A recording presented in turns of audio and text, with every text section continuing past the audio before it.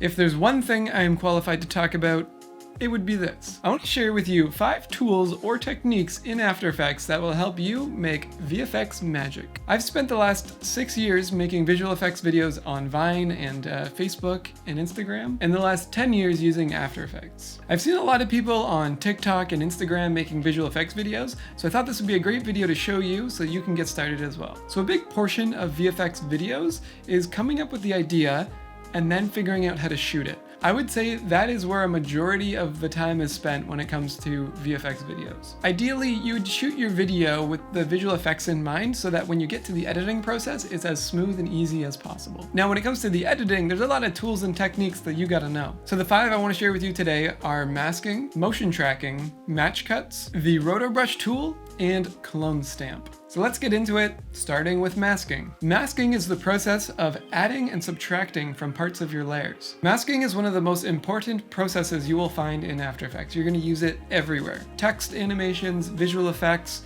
you name it.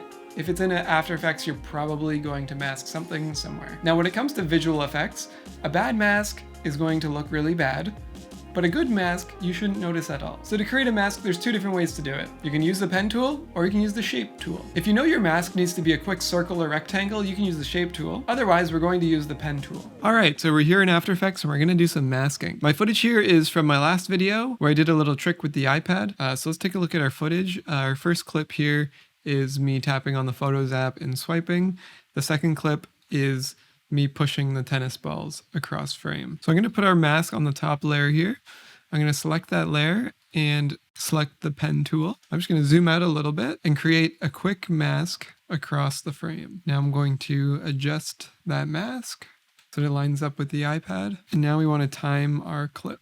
That looks fine. So if we select our clip and click M on the keyboard, it should bring up the mask path. And then if we collapse it and reopen it, it'll bring all the mask properties here. Now, if we click F, it'll isolate just the feather tool as well. But let's look at all our properties here. So mask path, this is so we can keyframe the position of the points of our mask. We're not going to be using that right now, but we are going to be using feather. This will fade the edges of the mask. So right now we have a pretty hard mask there. So I'm just going to turn that up a little bit, maybe to 50, 60, see how it looks. And we have opacity if you want to turn down the transparency of your mask. We're not going to use that right now. And then mask expansion. This is pretty handy when you want to quickly just adjust your mask. I use this all the time. For example, here, maybe if I want that fade to come a little bit over the edge, we can just pull that up a little bit because it is in motion. Now this is a super basic example. Often I'm layering a lot of masks to achieve the effect that I'm going for, but I just want to stick to the basics in this one.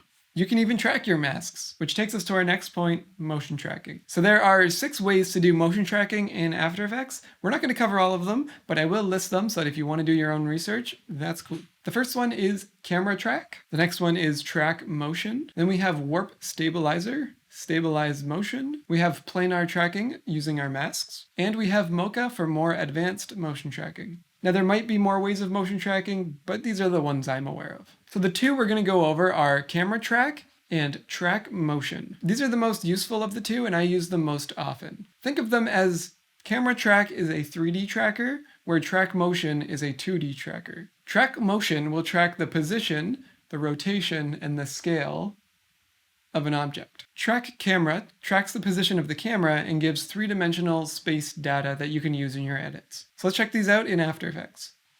So starting with track motion, we have this shot of my iPhone. We're going to track the text iPhone 11 Pro on the side here. Again, this is a clip from my last video. So to do that, we're going to click on our clip down here and then make sure we have our tracker box here. If you don't have that, go to Window and down to Tracker, and that window should appear. So again, let's select our clip and click Track Motion. Now, when you're creating a motion track point, you want to find an area that has some contrast. So I'm going to put my track point on the flash of my camera. I think that should be enough contrast for this track to work. And then we're going to go over to our right here where it says position, rotation, scale, and we're going to enable those other 2 as well. And that's going to give us a second point. I'm going to put that on the top of the Apple logo, and hopefully that will give us a second piece of data for scale and rotation. Okay, now that we have those on there, I'm going to track forward using the Analyze Forward button. This is going to be a little bit slow. I'm working with 5K footage here, so I will speed this up. Now I'm just going to pause this to see how we're doing. I'm going to select my clip and click U to see all my keyframes. And I just want to take a look at how that track was going. It looks good, so I'm going to continue. So here I had one of my track points fall off. So I'm going to delete these points, reposition that, adjust my keyframe, and continue on. All right, that's looking good. Now I'm going to come back to the start and track the opposite way. Now for my motion blur, I'm just going to manually do this because there's no way the computer's going to be able to track that, and I don't think it's going to matter too much. All right, now that we have our motion track, we need to do one thing. We need to create a null object. We can right click down in the space here, go to new and create null object. A null object is a placeholder for keyframes and data. So we're going to go over to our edit target button on in our tracker window. And we're going to select our null. It might automatically select null for you. And you can hit OK. And then we're going to go over to apply. And we're going to select X and Y. And now we have a null object that rotates and tracks with our object. So what we can do now is add in our edit. And what we can do is parent our edit to the null object. And that'll create the motion track here. Now in this example, I'm adding text to screen, but you could do anything with this. You could change the way your phone looks. You could replace the screen on your phone. All that would require motion tracking. This is just one quick example of how to use the motion track tool.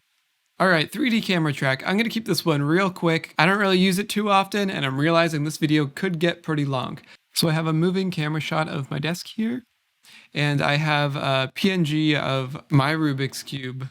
Let's say we wanted this to be a floating object in the midair above my desk. So what we could do is use a 3D camera track to track the camera, and then add the object over top of the desk and create some shadows, maybe some effects to composite the Rubik's Cube in the air. So let me show you how to do that real quick. We're going to select our clip and again, go over to our tracker window and click track camera. So now I'm just going to let this track. I'm going to jump cut this track. It'll probably take me 5-6 minutes. Okay, now that our track is completed, we have all these fancy little dots all over the screen. These are our track points. So what we can do is go into our effects control panel here and select the 3D camera tracker and click create camera. So now any 3D objects in our composition should move around in space. So you can click P for position to try and get things where you like them. So I know this isn't a very compelling effect, but maybe you could make it interesting if the mouse was floating and I had pens on my table, my keyboard floating. You could do something fun here. But I just wanted to quickly show you how to use the 3D camera track, and you can very easily throw 3D objects into your scene.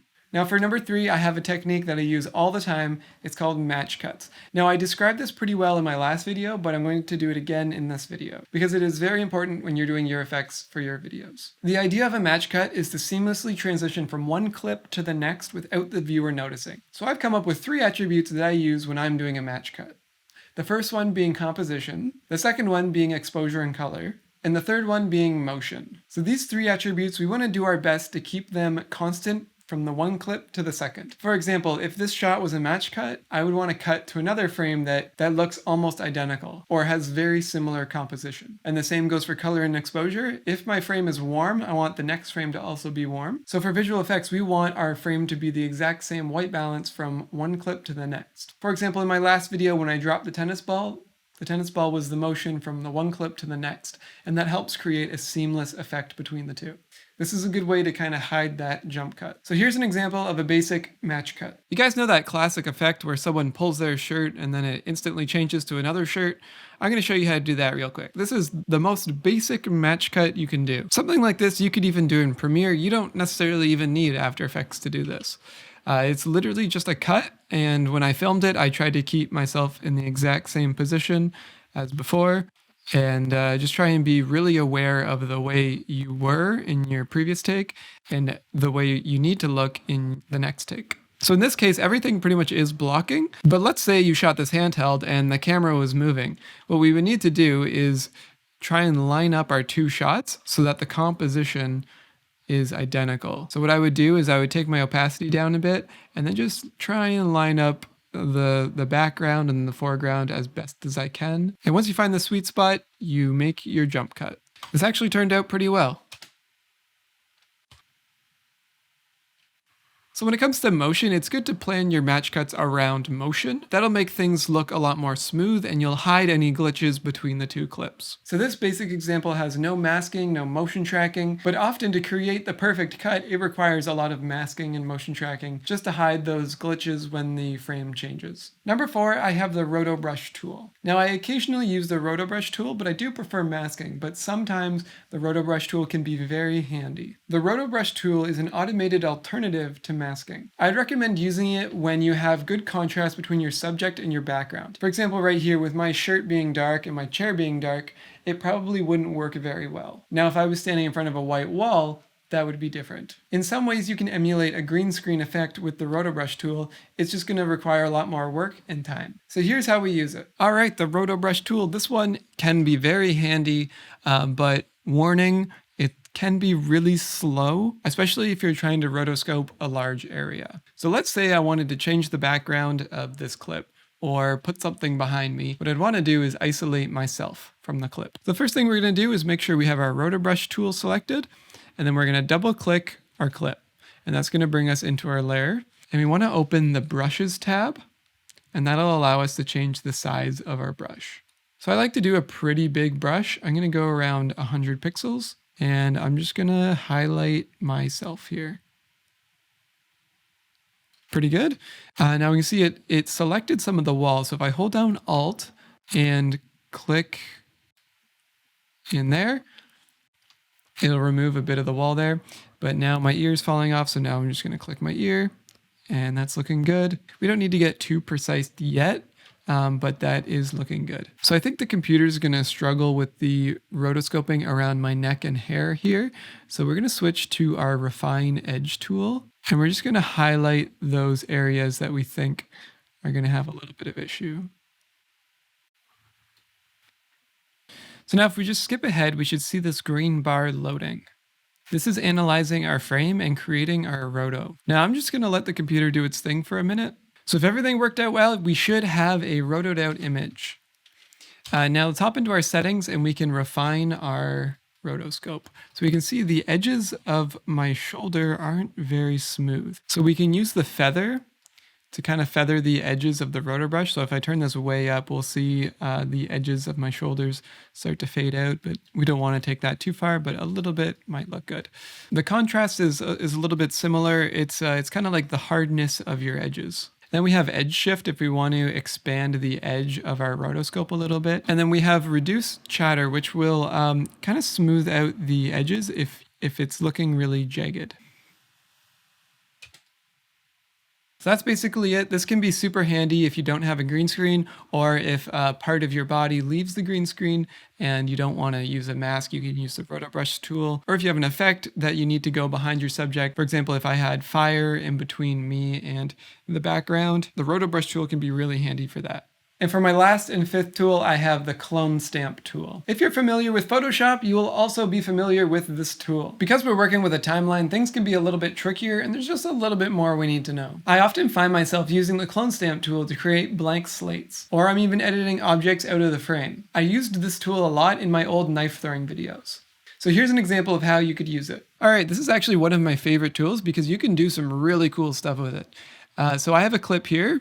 We're going to do a little sleight of hand trick, a little magic trick here. We'll see how my sleight of hand is. No one saw that, right? No one saw that pen fall on the floor.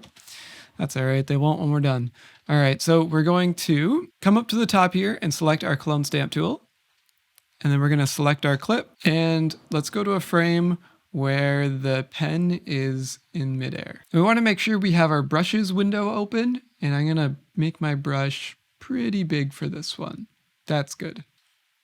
I'm going to keep the hardness very low, but I'm just going to put it to 10%. So what we're going to do is we're going to clone brush this pen out of the air. So I have a little trick I like to do. I hover my brush in one position and I leave it there. And then I hold down Control and then arrow key 2 frames forward. I hold Alt. We're going to take our sample from this frame click, don't move your mouse. Now we're going to control back 2 more frames. And now we can just brush right over where it is. This is really important because if you have something in the background, you're going to get exactly what's in that position back to where it is. So just like that, we removed 1 frame. Now we can go into the next frame. Now, one thing real quick, in our paint setting, we just want to make sure that we have our duration set to custom. By default, it might be on constant. If we take a look at our paint effect and our clone, we can extend or shorten how long we want our clone stamp to last. So in my case, I only want this to last 1 frame. So if you're on constant, let's switch it over to custom and set it to 1 frame. All right, now let's head back to our brush panel. Okay, now we're gonna do the next one. Super simple. Hover over the object, Control, right, Alt, click, Control, back. And just make sure not to move your mouse through that process, and you're good. Now on to the next one. Oh, one more thing. So what just happened there, because I previously clicked on this clone path, it actually overwrote my previous clone stamp. So I'm just going to undo and make sure we have this clone 1 unselected. And I'm just going to do that again real quick. And this last frame.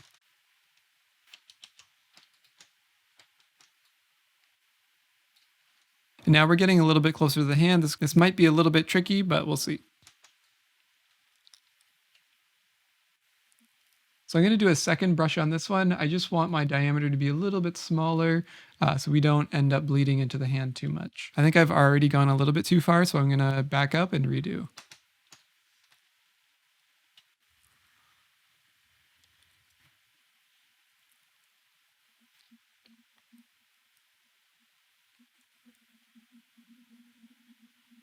And the last frame.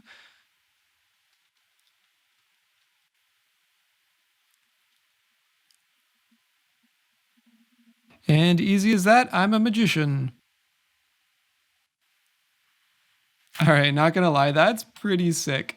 And that's it for the clone stamp. And that's basically it. With the right idea and these tools, you'll be on your way to creating visual effects magic on TikTok or Instagram. Let me know down below if this was helpful for you, and if you're interested in any more After Effects content, I would highly appreciate that. Don't forget to subscribe and have yourself a wonderful day.